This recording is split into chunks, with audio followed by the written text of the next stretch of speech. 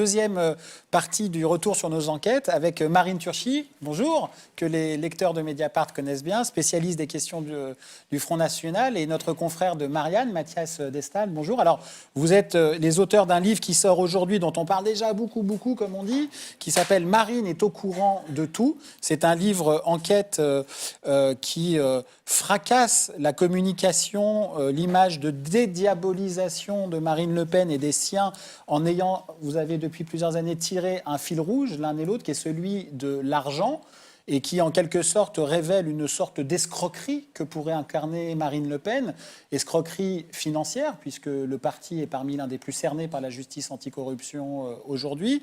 Toutes les campagnes électorales sous la présidence de Marine Le Pen sont sous le regard de la justice anticorruption, mais aussi escroquerie en quelque sorte politique et intellectuelle. Voilà quelqu'un qui revendique le slogan maison de tête haute, main propre, mais qui est cerné par la justice anticorruption. Voilà quelqu'un qui conspue l'Europe, mais qui est accusé d'en détourner l'argent des contribuables. Voici quelqu'un qui est pour les frontières et la souveraineté nationale, mais qui n'hésite pas à se faire financer par l'étranger. Alors, toute première question, Marine est au courant de tout, c'est entre guillemets. C'est quoi cette phrase qui fait le titre de votre ouvrage? Alors, Mathias. C'est issu d'une écoute judiciaire dans le cadre de l'enquête sur le financement des campagnes électorales du Front National en 2012.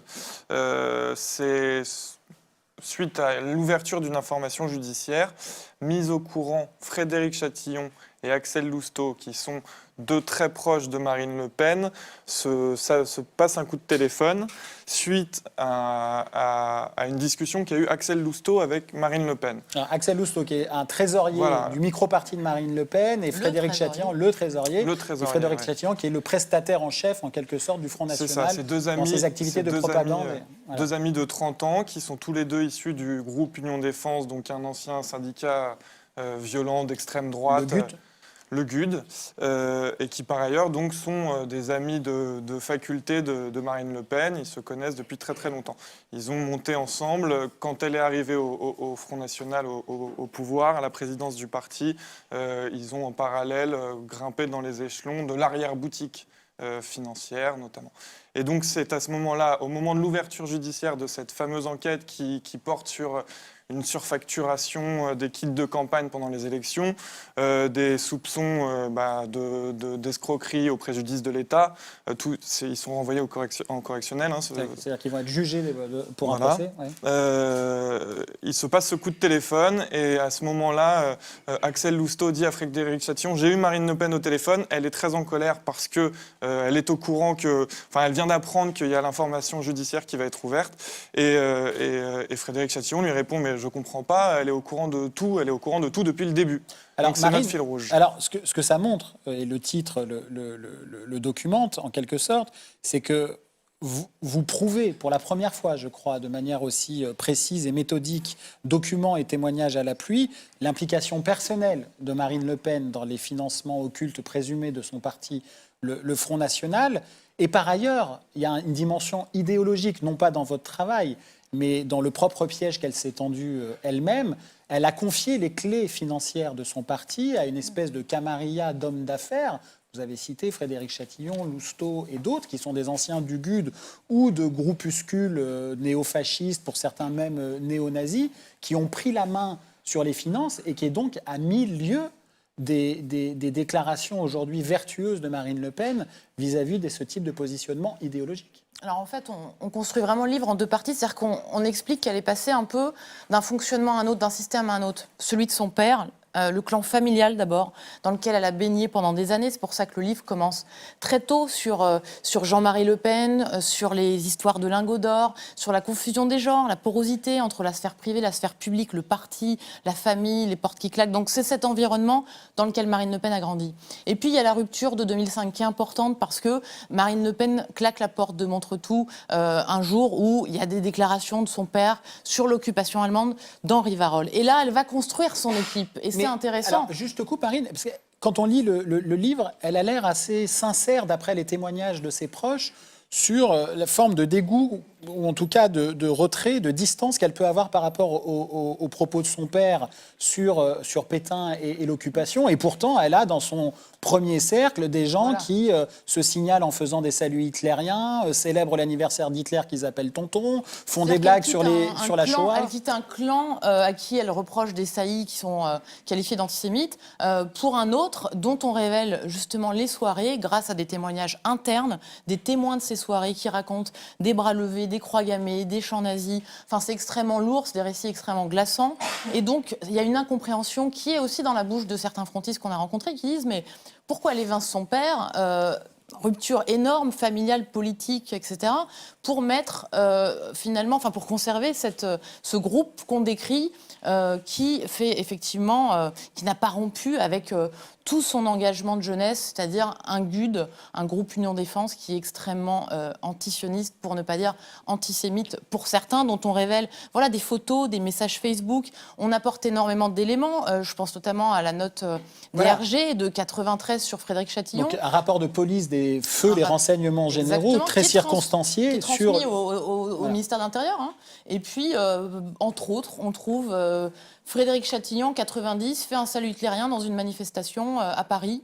Rencontre quelques années plus tard Léon Degrelle, l'ancien Waffen-SS, admirateur d'Hitler. Oui, qui est une figure du nazisme européen. Voilà, figure du nazisme européen qui nie la Shoah. Et puis là, il y a une rencontre. Bon, il y a Axel Lousteau qui rencontre Léon Degrelle. Il y a Frédéric Chatillon qui rencontre Léon Degrelle. Et aujourd'hui, ça interroge. Pourquoi ? Parce que l'un est prestataire des campagnes du Front National, mais l'autre est élu. Il est conseiller régional, il est investi, en tout cas, il est déclaré candidat pour les législatives. Donc, c'est-à-dire qu'Axel Lousteau, dont on a publié déjà des photos où il fait le voilà, bras tendu, etc., qui est dans les soirées que je viens de décrire, demain, il peut être à l'Assemblée nationale. Et demain, si elle est à l'Élysée, il peut être peut-être ministre. C'est la question qu'on doit poser. Et puis, encore une fois, on en cite deux. Nous, on met à jour tout un groupe qui arrive en force au milieu des années 2000, quand justement, elle va mettre dehors les anciens, le financier, l'imprimeur, le trésorier, tout le monde dehors, tous les anciens dehors. C'est mon équipe qui arrive.